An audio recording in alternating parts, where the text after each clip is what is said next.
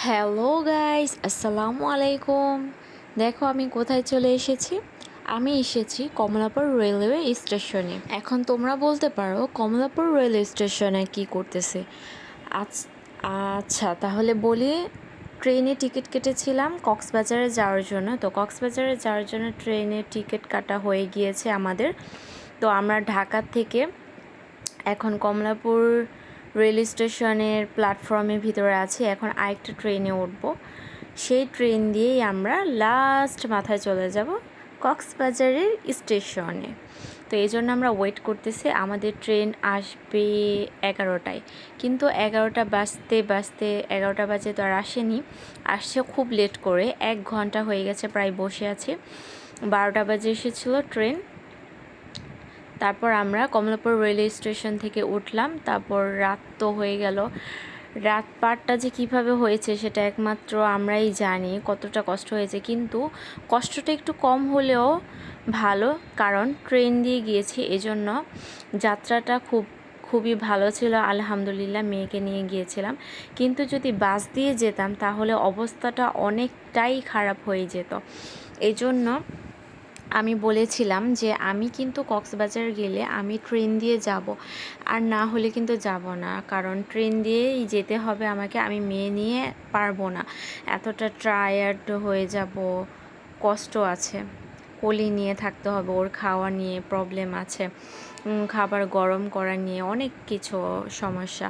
এই জন্য আরামে সুন্দর মতো চলে গেলাম কক্সবাজারে। তো কক্সবাজার যেতে যেতে একেবারে সকাল হয়ে গেল। তো সকালটাতে আমি ভিডিও করেছিলাম, রাতের ভিডিওটা করা হয়নি, কেননা সেফটির একটা ব্যাপার স্যাপার আছে। ওইখানে নাকি চলন্ত ট্রেনে ডাকাতি হয় শুনেছি। তারপর আবার আমাদের ট্রেনেও সতর্কতা করে দিয়েছিল, এই জন্য রাতের ভিডিওটা করা হয়নি। তো সকালে যখন হলো তখন সকালে ভিডিওটা করলাম। তো আমরা রেল স্টেশন এসে পড়েছি, কক্সবাজার রেলওয়ে স্টেশনে এসে পড়লাম। আর এখানে টার্মিনালটা দেখেন, টার্মিনালটা কত বড় আর অনেক সুন্দর একটা ভিউ এসেছিল এখানে। আমার কাছে খুবই ভালো লেগেছে, কারণ আমার কাছে তো ভালো লাগবেই, আমি তো ফার্স্ট এসেছি আর কখনো আসিনি। তো আমার বিয়ের পরে এই প্রথম বড় একটা জার্নি ছিল আমার কক্সবাজার। হানিমুন ট্যুরও আমি এই পর্যন্ত দেইনি আমার হাজব্যান্ডের সাথে। তো আমার বেবি হওয়ার পরে এই প্রথম আমি আমার বেবিকে নিয়ে আসলাম। আর আমার বেবির বয়স হচ্ছে 1 বছর, মানে মেয়ের 25 তারিখে ওর 1 বছর হবে। আশা করেছিলাম যে কক্সবাজারে আমার মেয়ের বার্থডেটা যদি পড়ে যায়, ডেটটা যদি পড়ে যায়, তাহলে ওর বার্থডেটা এখানে সেলিব্রেট করব, কিন্তু সেলিব্রেশনটা তো আর হলো না। 18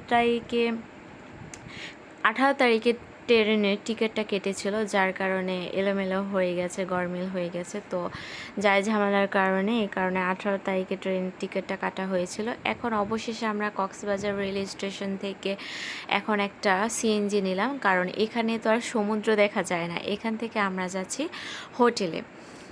তো এখান থেকে একটা সিএনজি নিলাম, সিএনজি নিয়ে এখন আমরা হোটেলের দিকে রওনা দিচ্ছি। ওইখানে আবার যেয়ে হোটেল খুঁজতে হবে। অনলাইনে অনেক হোটেল খুঁজেছিলাম, বাট মন মতো পাইনি। এজন্য ভাবলাম যে না, ওইখানেই যেয়ে তারপর মন মতো দেখে হোটেলটা বুকিং করতে হবে। এই জন্য আমরা চলে গেলাম। এখানে অটো ছিল, সিএনজি ছিল, প্রচুর গাড়ি ছিল, জিপ ছিল। তো যে যেটা দিয়ে যায়। আর এখানে একটা কন্ট্যাক্ট করে নিয়েছিলাম আমরা। এখানে হচ্ছে আপনি যতক্ষণ পর্যন্ত হোটেল না পাবেন ততক্ষণ পর্যন্ত আপনি অটোতে বা সিএনজি করে আপনি হোটেল খুঁজবেন, এটা হচ্ছে একটা কন্ট্যাক্ট ছিল। আর সিএনজি মামা ভাড়া নিয়েছিল 150 টাকা। 150 টাকা তাকে ভাড়া দিয়েছিলাম। আমরা কতক্ষণ ঘোরাঘুরির পরে তারপরে লাস্ট একটা টিপে একটা হোটেল পেলাম। মানে এক হলে তো মানে রুমে হচ্ছিল না, বা একটা ছিল প্রাইজে হচ্ছিল না, মানে দুটো নিয়ে একটা ঝামেলা ছিল। অনেক দেরি হয়েছিল আমাদের, কিন্তু কন্ট্যাক্ট ছিল এটাই যে 150 টাকা দিয়েই আমাদের হোটেল যে পর্যন্ত বুকিং না হবে সেই পর্যন্তই আমাদের এই সিএনজি মামা চালাতে থাকবে। তো এটাই একটা কন্ট্যাক্ট ছিল। তো আমরা হচ্ছে রেল স্টেশন থেকে নেমে আমরা টার্মিনাল থেকে এই সিএনজিটাতে উঠেছিলাম। আর এখানে হচ্ছে ভিডিওতে দেখলাম যে এখানে একটা কক্সবাজারের মধ্যে উচ্চ বিশ্ববিদ্যালয় ছিল। এখানে আবার দেখলাম একটা কক্সবাজার কলেজ টো আছে, সেটাও দেখলাম। তো দেখে খুবই ভালো লাগলো, অনেক সুন্দর পরিবেশটা ছিল। আর মানুষের কথাবার্তা আমাদের মতো না, ওইখানের কথাবার্তাটা একটু দেখলাম যে অন্যরকম ছিল, কিন্তু কি ভাষা ছিল, কীরকম ছিল মানে সেটা বুঝিনি, কারণ সবার সাথে তেমন একটা কথা হয়নি। আর ওইখানে দেখেন লাগেজ ভর্তি একটা অটো যাচ্ছে, না জানি অটোটাই উল্টে পড়ে যায়। আর এখানে প্রচুর গাছ ছিল, আমার এই সবুজ সবুজ গাছ আর শস্য শ্যামলিমা পরিবেশ দেখে আমার খুবই খুবই মনমুগ্ধ হয়ে গিয়েছিল। কারণ আমার প্রাকৃতিক পরিবেশ, আমি এর আগেও বলেছি, আমার খুবই পছন্দ, খুবই পছন্দ, খুবই পছন্দ। আমার অনেক ভালো লাগে এরকম প্রাকৃতিক পরিবেশ, গাছে ভরা থাকবে, বাগানে ভরা থাকবে, নদী থাকবে, আমার খুব ভালো লাগে এইসব গ্রামীণ পরিবেশ, আমার খুব ভালো লাগে। কাশ এখানে যদি আমাদের একটা বাড়ি হতো তাহলে কত ভালো হতো, তাই না? তা আমি একটু হাতটা বের করে সিএনজি থেকে একটু ভিউটা নিচ্ছিলাম। দেখছেন কতগুলা লাগেজ নিচে, আর আমি তো তাকাই রইছি যে ওনারা কিভাবে যাইতেছে এই অটোটা দিয়ে, এতটা ব্যাগ ভর্তি লাগেজ ছিল অটোটার ভিতরে। তো ট্রেনে যাওয়ার কারণে আমাদের কষ্টটা একটু কম লেগেছে, খুবই ভালোভাবে গিয়েছি। আর ট্রেনে কিন্তু হ্যাঁ ক্যান্টিন আছে, তোমরা চাইলেও ট্রেন করে যেতে পারো। ট্রেনের টিকিটটা আমার হচ্ছে ধুলাবাই করে দিয়েছিল, ফ্রিতে গিয়েছিলাম আমরা, ট্রেনের টিকিট লাগেনি, টাকা লাগেনি। তো খুবই ভালো লেগেছে আমার কাছে। আর রাস্তাটাও ভালো ছিল, পুরোই পরিষ্কার অ্যান্ড ক্লিন ছিল।